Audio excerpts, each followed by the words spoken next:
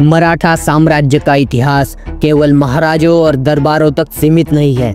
वो इतिहास गढ़ा है मैदानों में, किलों की दीवारों पर और उन योद्धाओं की तलवारों से जिनका नाम आज शायद ही किसी किताब में हो, लेकिन आज हम उनकी कहानियां जिंदा कर रहे हैं विजन ऑफ हिस्ट्री की सीरीज इंडियाज ग्रेटेस्ट वॉरियर्स के जरिए। अगर आपने हमारे पिछले 2 भाग धनाजी जाधव और हम्बीरराव मोहिते नहीं देखे तो वो जरूर देखिए। और आज पेश है इस सीरीज का तीसरा भाग, एक ऐसा नाम जो शिवराय की परछाई बनकर खड़ा रहा। कुछ नाम इतिहास में सुना ही नहीं देते मगर महसूस जरूर होते हैं।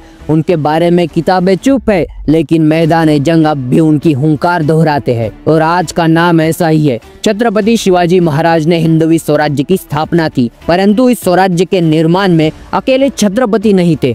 सैकड़ों मावले, वीर सैनिक और कुछ ऐसे योद्धा थे जिन्होंने अपना पूरा जीवन एक ही संकल्प के लिए समर्पित कर दिया। और उन्हीं में से एक नाम था जो इतिहास के पन्नों में भले ही कम दिखता हो पर वीरता में सर्वोच्च है, शिलेदार यसाजी कंक। यसाजी कंक का जन्म 1626 में राजगढ़ के पास भूतोंडे नामक गांव में हुआ था। शिवाजी महाराज और यसाजी कंक बचपन से ही साथ थे, मित्र, अंगरक्षक और युद्ध में सहयोगी बनकर। वह सिर्फ एक सैनिक नहीं थे, एक शैडो वॉरियर थे जो हमेशा शिवराय के साथ रहते और हर खतरे से पहले सामने आ खड़े होते। 1645 में रायरेश्वर मंदिर में जब शिवराय ने स्वराज्य की शपथ ली, यसाजी कंक उनके साथ कंधे से कंधा मिलाकर खड़े थे।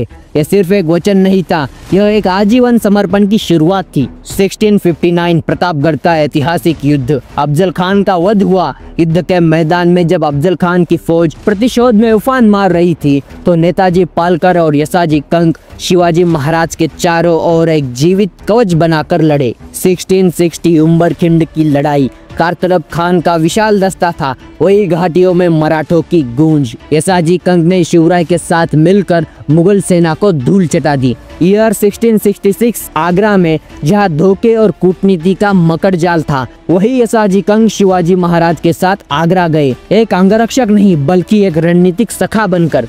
जब महाराज ने आगरा से निकलने की साहसिक योजना बनाई तो उसमें सबसे भरोसेमंद साथी थे यसाजी कंक। सूरत लूट, गोवा अभियान, दक्षिण दिग्विजय, हर स्थान, हर लड़ाई यसाजी कंक ने न केवल भाग लिया बल्कि अपना योगदान चुपचाप दिया। फिर आया साल 1680, छत्रपति शिवाजी महाराज का निधन हुआ।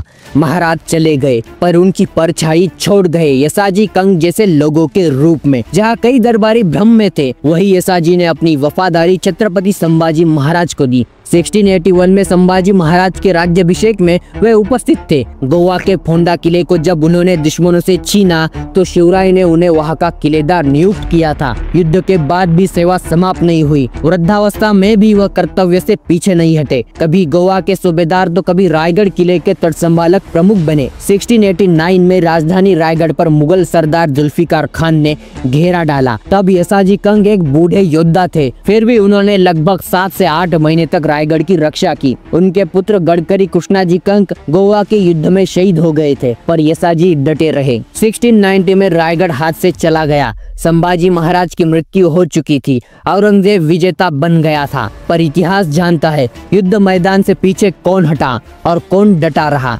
यसाजी कंक का उल्लेख इसके बाद कम मिलता है। कहा जाता है वे 26 साल और जीवित रहे। हर राजा की कहानी सुनाई जाती है पर जो उसके लिए अंतिम सांस तक लड़ता है उसे इतिहास सिर्फ सैनिक नहीं स्तंभ कहता है। यसाजी कंक ना कविता में है ना गीतों में, पर हर उस ईंट में बसे है जो स्वराज्य की नींव में लगी है।